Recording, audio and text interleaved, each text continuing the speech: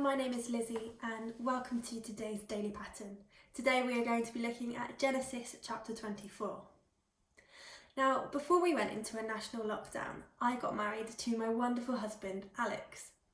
And we had been planning our wedding for over a year, and I was a very typical bride-to-be. I wanted everything to be perfect, but I would just like to point out I was not a bridezilla. Now, it had all been plain sailing until about 2 weeks before the wedding.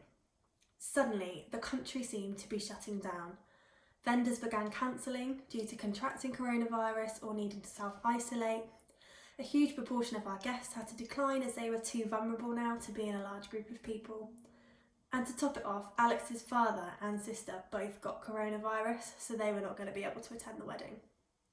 All of a sudden, everything we'd planned for and dreamt about was falling apart.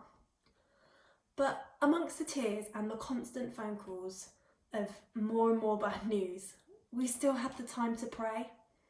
And I guess at the time we didn't really know what we were praying for, but comfort and hope seemed a good place to start.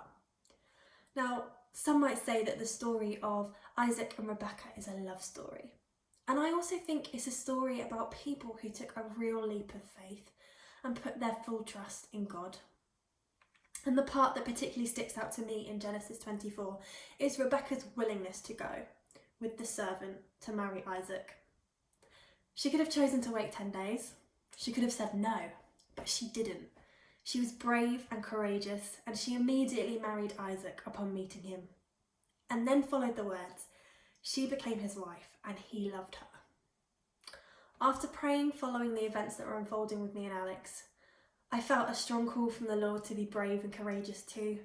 And suddenly everything we'd been planning didn't even matter anymore. It was now all about us two people that God was bringing together.